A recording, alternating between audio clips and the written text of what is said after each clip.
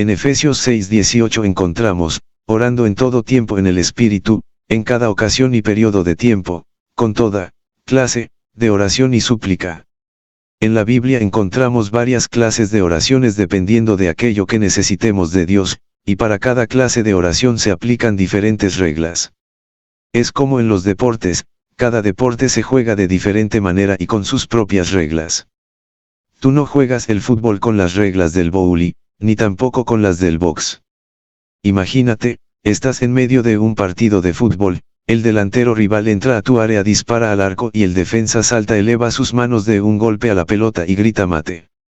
Aparentemente salvó a su equipo, pero el árbitro viene, lo expulsa y decreta penal en contra de su equipo. ¿Por qué? Porque usó la regla equivocada. En el fútbol no se puede tocar la bola con la mano cuando esté en movimiento, excepto por el portero en su arco. Así hacemos muchas veces con la oración, mezclamos las reglas y hacemos oraciones inefectivas. Por ejemplo, mucha gente termina la oración de petición diciendo si es tu voluntad. La gente está perdiendo su tiempo porque esa no es la regla para hacer la oración de petición sino para la oración de consagración.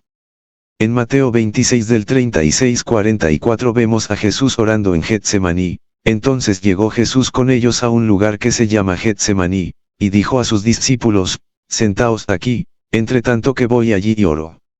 Y tomando a Pedro, y a los dos hijos de Zebedeo, comenzó a entristecerse y a angustiarse en gran manera.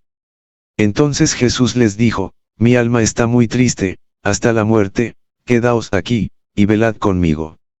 Yendo un poco adelante, se postró sobre su rostro, orando y diciendo, Padre mío, si es posible, pase de mí esta copa, pero no sea como yo quiero, sino como tú. Vino luego a sus discípulos, y los halló durmiendo, y dijo a Pedro, así que no habéis podido velar conmigo una hora. Velad y orad, para que no entréis en tentación, el espíritu a la verdad está dispuesto, pero la carne es débil. Otra vez fue, y oró por segunda vez, diciendo, Padre mío, si no puede pasar de mí esta copa sin que yo la beba, hágase tu voluntad. Vino otra vez y los halló durmiendo, porque los ojos de ellos estaban cargados de sueño. Y dejándolos, se fue de nuevo, y oró por tercera vez, diciendo las mismas palabras. Aquí Jesús le está diciendo al Padre, quita de mí esta copa si es tu voluntad, pero que no se haga mi voluntad sino la tuya. Lo que no se da cuenta es que Jesús se estaba disponiendo a hacer la voluntad de Dios, no lo que él quería, sino lo que el Padre quería. En este tipo de oración una persona se consagra para hacer la voluntad del Padre.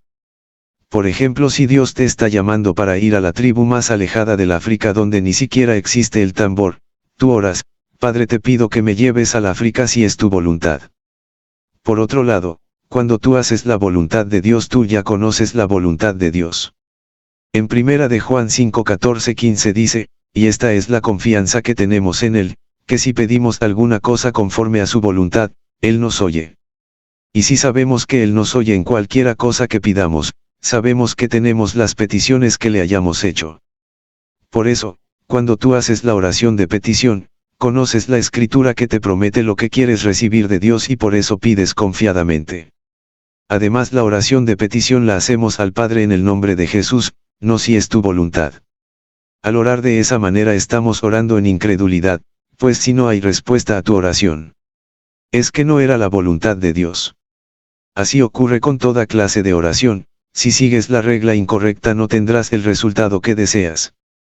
Por eso veamos las diversas clases de oración para no confundirnos. La oración unida.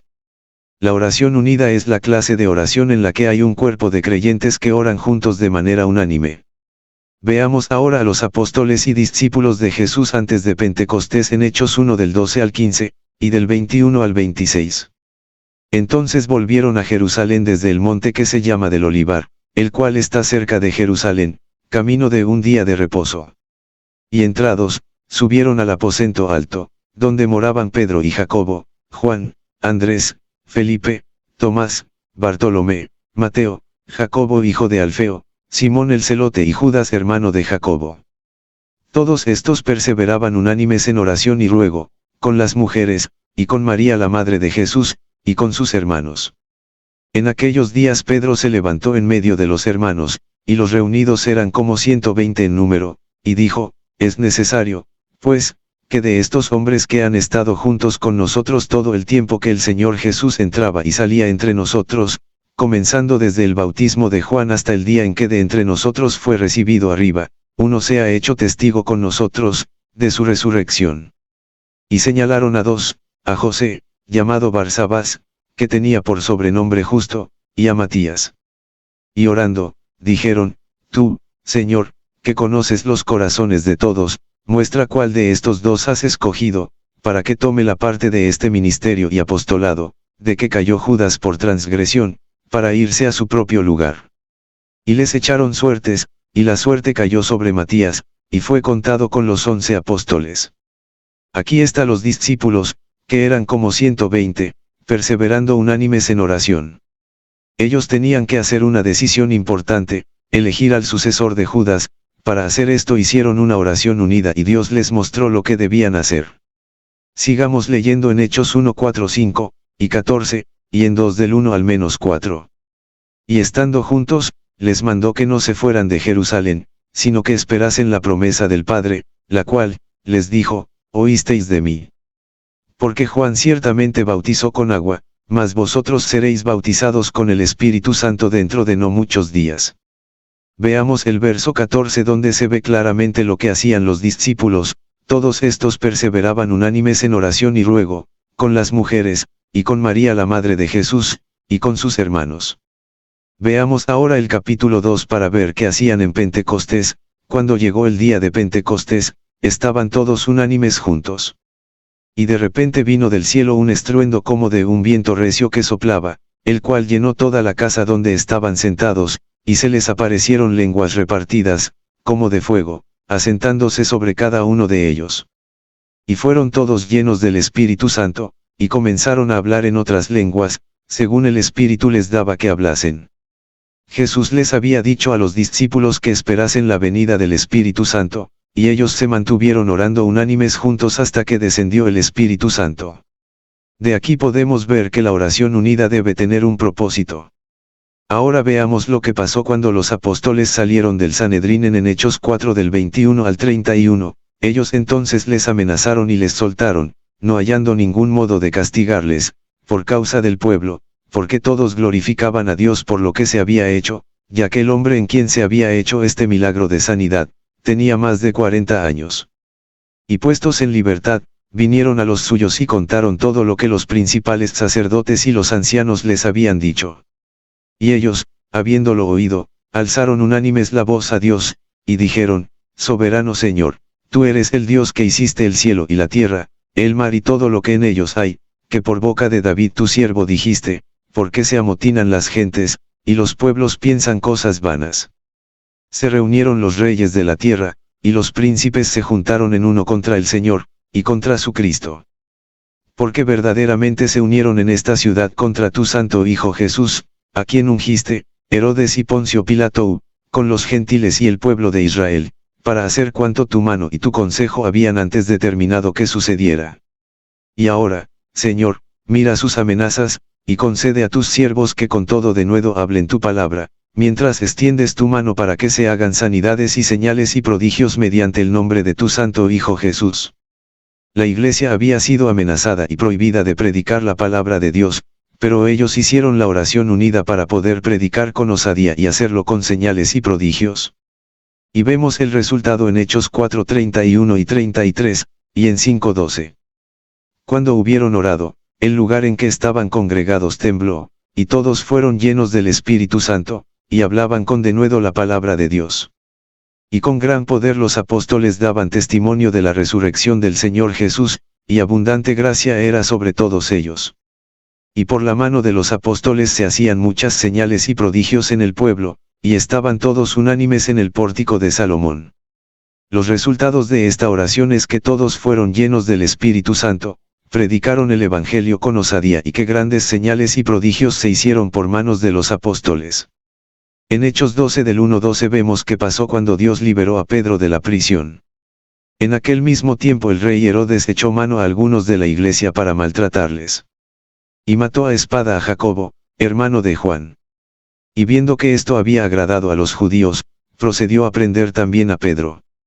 Eran entonces los días de los panes sin levadura. Y habiéndole tomado preso, le puso en la cárcel, entregándole a 4 grupos de 4 soldados cada uno, para que le custodiasen, y se proponía sacarle al pueblo después de la Pascua. Así que Pedro estaba custodiado en la cárcel, pero la iglesia hacía sin cesar oración a Dios por él. Y cuando Herodes le iba a sacar, aquella misma noche estaba Pedro durmiendo entre 2 soldados, sujeto con 2 cadenas, y los guardas delante de la puerta custodiaban la cárcel. Y he aquí que se presentó un ángel del Señor, y una luz resplandeció en la cárcel, y tocando a Pedro en el costado, le despertó, diciendo, levántate pronto. Y las cadenas se le cayeron de las manos. Le dijo el ángel, cíñete, y átate las sandalias. Y lo hizo así. Y le dijo, envuélvete en tu manto, y sígueme. Y saliendo, le seguía, pero no sabía que era verdad lo que hacía el ángel, sino que pensaba que veía una visión. Habiendo pasado la primera y la segunda guardia, llegaron a la puerta de hierro que daba a la ciudad, la cual se les abrió por sí misma, y salidos, pasaron una calle, y luego el ángel se apartó de él. Entonces Pedro, volviendo en sí, dijo, ahora entiendo verdaderamente que el Señor ha enviado su ángel, y me ha librado de la mano de Herodes, y de todo lo que el pueblo de los judíos esperaba. Y habiendo considerado esto, llegó a casa de María la madre de Juan, el que tenía por sobrenombre Marcos, donde muchos estaban reunidos orando. En este pasaje vemos cómo Pedro fue liberado por la oración unida de muchos creyentes. En este tipo de oración hay una gran cantidad de poder involucrado. Hay varias cosas que debemos tener en cuenta en este tipo de oración. 1. Los creyentes deben estar unánimemente juntos. 2. La oración debe tener un propósito específico. 3. Todos deben orar juntos. 4. Debemos creer que recibiremos una respuesta. Tal como pasó en el libro de Hechos, Dios se encargará de que sucedan las cosas que le hemos pedido. En la próxima lección veremos más tipos de oraciones.